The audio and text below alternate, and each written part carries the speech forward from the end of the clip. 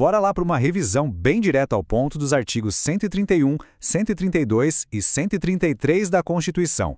A gente vai começar pela advocacia pública, que é um tema que, olha, não tem como fugir nas provas. Esse artigo é base de tudo. É ele que cria a Advocacia Geral da União, a famosa AGU.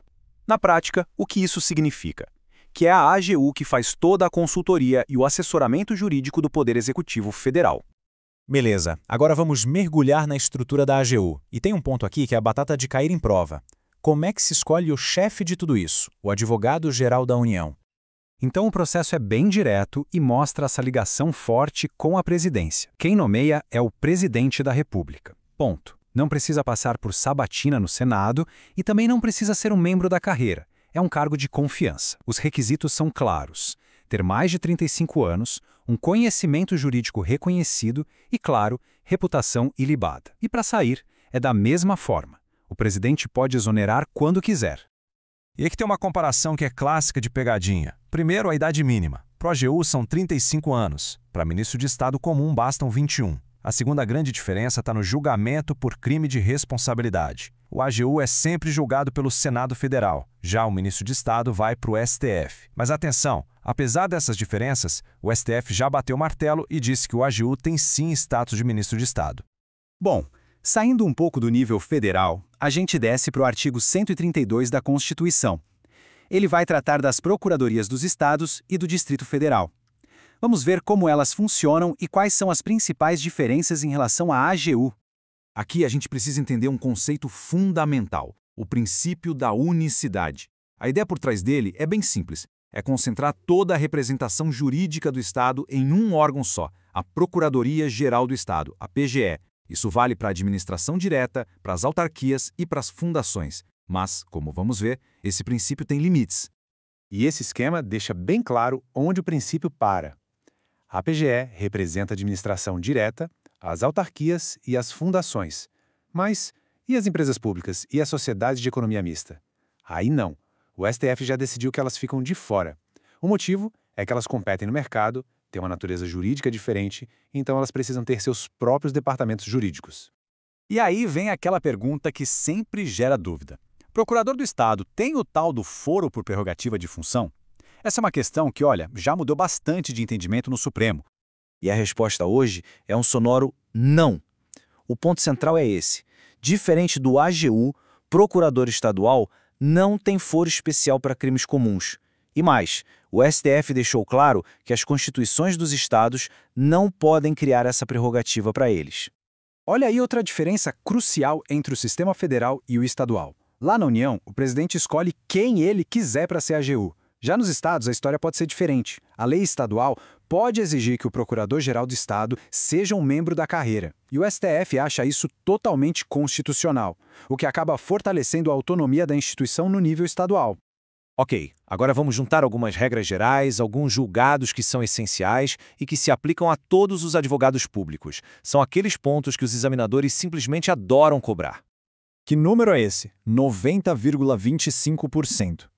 Esse é o teto do salário dos procuradores dos estados e do Distrito Federal. Ou seja, a remuneração total deles, somando tudo até os honorários, não pode passar de 90,25% do que ganha um ministro do STF. É o mesmo teto dos desembargadores dos tribunais de justiça. E as garantias da carreira, como ficam? Bom, advogado público tem estabilidade sim, depois de 3 anos de serviço. Mas aqui muito cuidado para não confundir. Eles não têm vitalicidade, não têm inamovilidade e nem independência funcional. Essas são garantias típicas de juízes e membros do Ministério Público, não da advocacia pública. E aqui vem uma questão clássica. Se aparece uma ação questionando a constitucionalidade de uma lei, o AGU é obrigado a defender essa lei com unhas e dentes? A Constituição até fala em defenderá, mas o STF já disse que não é bem assim, que essa obrigação não é absoluta. Existem exceções bem importantes. Então, quando é que o AGU pode deixar de defender a lei? Basicamente em 3 cenários. Primeiro, se a lei for contra os interesses da própria União. Segundo, se o STF já tiver uma jurisprudência consolidada dizendo que leis parecidas são inconstitucionais.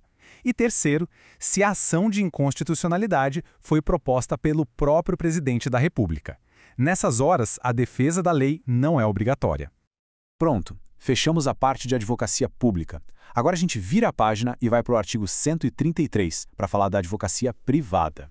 É aqui que a Constituição diz que o advogado é indispensável à administração da justiça. Esse ponto é super importante. O advogado tem imunidade profissional por seus atos e manifestações. Mas essa imunidade não é um cheque em branco. Ela serve para proteger contra acusações de injúria e difamação, desde que relacionadas ao caso, claro. Agora, essa proteção não vale para crimes como calúnia ou desacato. Existe um limite bem definido. Ok, a regra é a indispensabilidade do advogado. Mas toda regra tem suas exceções, né? Para impetrar um habeas corpus, por exemplo, qualquer pessoa pode fazer. Nos juizados especiais cíveis em causas de até 20 salários mínimos, também não precisa. O mesmo vale para o processo administrativo disciplinar, segundo a súmula vinculante número 5 do STF. E para a gente fechar com chave de ouro, um resumo de temas quentes sobre a advocacia privada. A exigência do exame da OAB? Obrigatório, o STF já confirmou. E se o advogado não pagar a anuidade? Isso não pode ser motivo para suspender a inscrição dele. E tem também a questão da prisão e a inviolabilidade do escritório, que são direitos e garantias importantes da profissão. No fim das contas, o que a gente percebe é que a Constituição desenhou um sistema muito bem equilibrado. De um lado, existe a advocacia pública, garantindo a defesa dos interesses do Estado e a legalidade dos seus atos. Do outro, a advocacia privada, que é fundamental para assegurar os direitos de cada cidadão. São duas faces da mesma moeda, e ambas são essenciais para que a justiça funcione.